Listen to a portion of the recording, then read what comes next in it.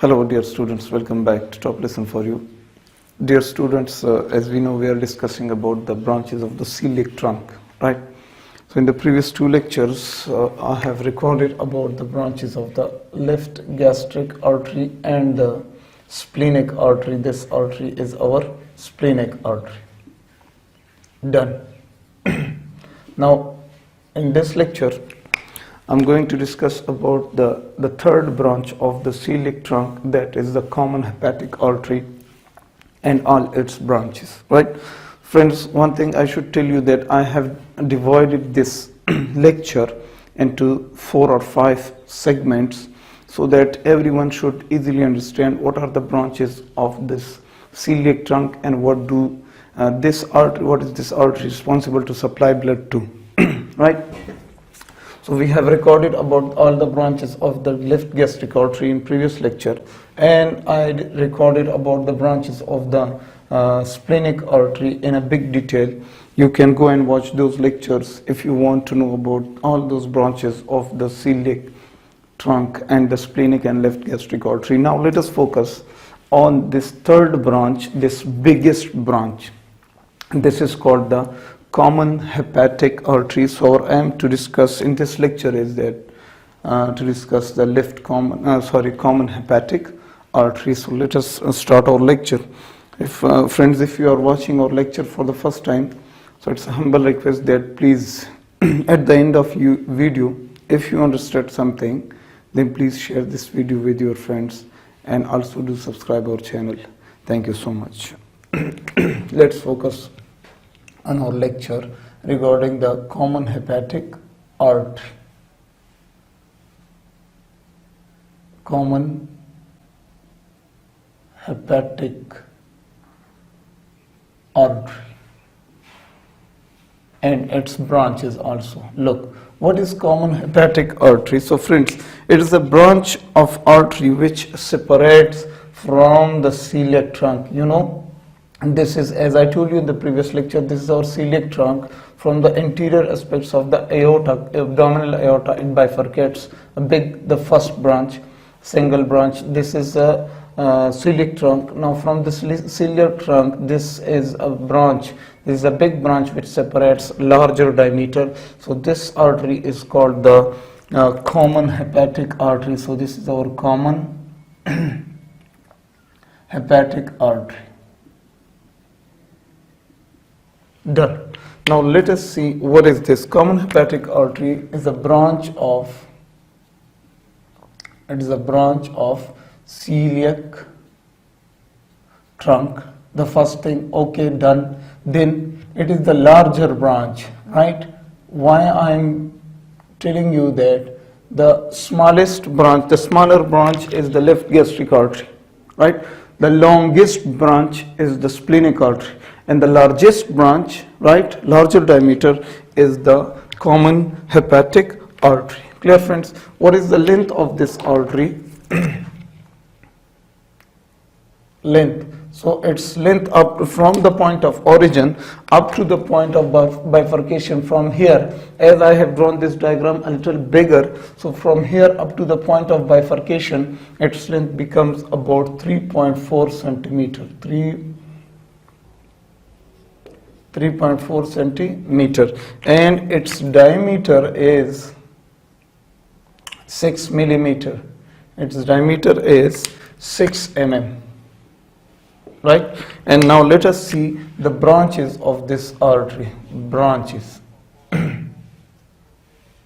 The branches of this common hepatic artery. First of all, my dear friends, let me show you all these branches here to make a sketch in our mind that what are the branches which arise from the common hepatic artery. Then we will write all of them. So let us focus here. Friends, look carefully. This is our common hepatic artery. Now from common hepatic artery, that is the first branch which separates, right? This branch. And what is this first branch? This first branch is called the gastroduodenal artery, right? This first branch is called the gastroduodenal artery. Okay, next there is the second branch, this one. Let me write here, this is our second branch. This branch is our right gastric artery, right? It comes and makes anastomosis with the left gastric artery, the branch of the left gastric artery. Clear? So this second branch is our right gastric artery. Okay, we will write it.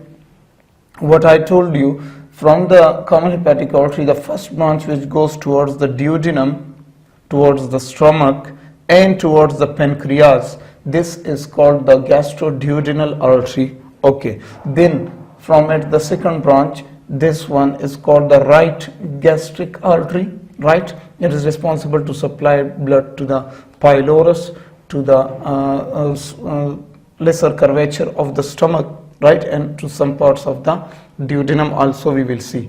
Then the third branch which bifurcates is called the proper hepatic artery. So this artery is our proper hepatic artery. Then the proper hepatic artery moves up and makes the left hepatic artery and the right hepatic artery, right? And from the right hepatic artery there is a branch which goes towards the cyst, that is called cystic artery, and that branch enters the liver and supplies blood to the liver. We are not concerned with that. We will record it in a different lecture. Look, so what are the three big branches? The first one is the gastroduodenal, the second one is the right gastric, and the third one is proper hepatic artery.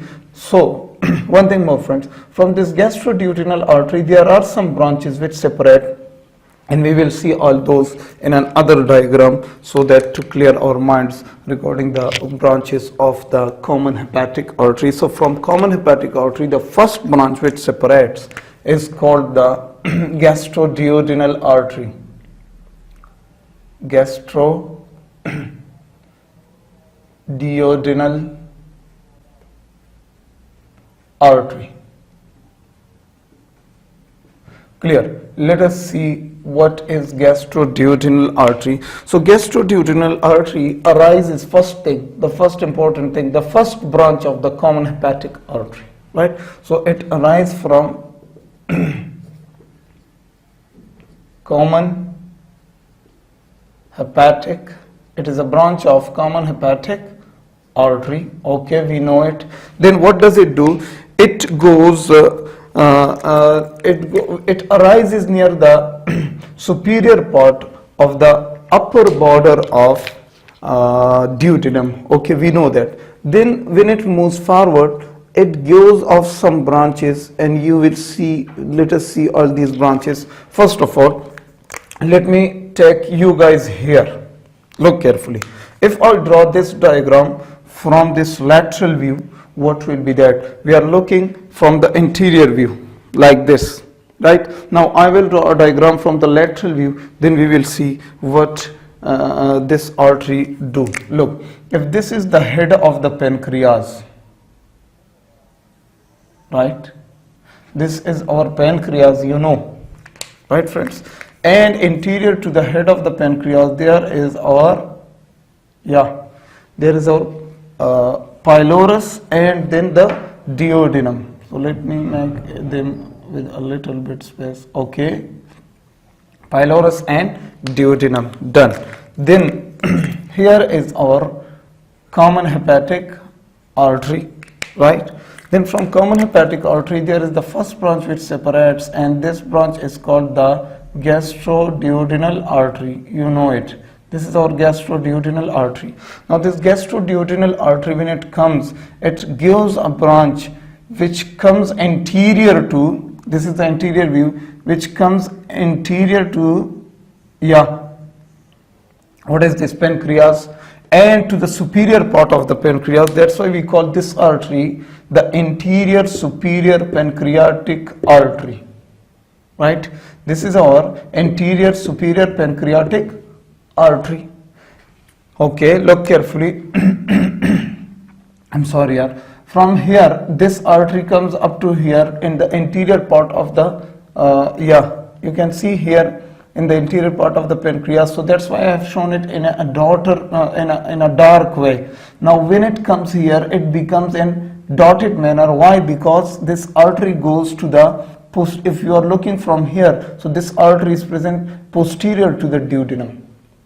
posterior to the pylorus and duodenum. That's why I have shown it in dotted manner. So when it comes out of that area, right, it is shown again in dark manner, right? So you put it in your mind that if this is my hand is the pylorus and the duodenum, so this artery goes posterior to the duodenum and comes out again like this. Clear? So when it comes here, it divides into two branches. Okay, look, this is our gastroduodenal artery going down and making this right gastroepiploic artery, and this is the anterior superior pancreatic artery. So let me name it here. This artery is our anterior. Okay, it is present anterior to pancreas. We will see next that there is a branch which is present posterior to pancreas. So that's why I'm focusing on it. The anterior, okay, it is present in the superior part of the pancreas. That's why we say anterior, superior, and going to pancreas, that's why we say pancreatic artery. Okay, this is our anterior superior pancreatic artery, and this branch is our right gastroepiploic artery. As you know, this was our left gastroepiploic artery while we were discussing about the branches of the splenic artery. So this artery is our left gastroepiploic artery, and I had told you that this left gastroepiploic artery makes anastomosis with the right gastroepiploic artery, which comes from the gastroduodenal artery. So this is our right gastroepiploic artery. Right gastroomental or epiploic artery. Yeah, so this is our right gastroepiploic artery, and this is our anterior superior pancreatic artery, right? So the gastroduodenal artery moves down, and what does this artery responsible to supply blood? Look carefully, friends. First of all, let us see this anterior superior pancreatic artery. This anterior superior pancreatic artery is responsible to supply blood to the pancreas from anterior side to the superior parts of the pancreas. Clear, friends?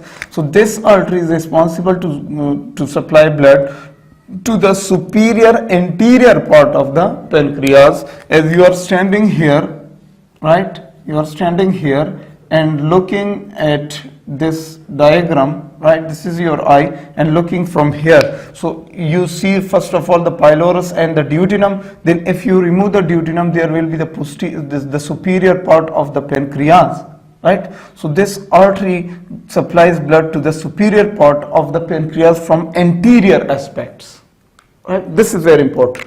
And there is another artery which separates from this branch. Look, this one.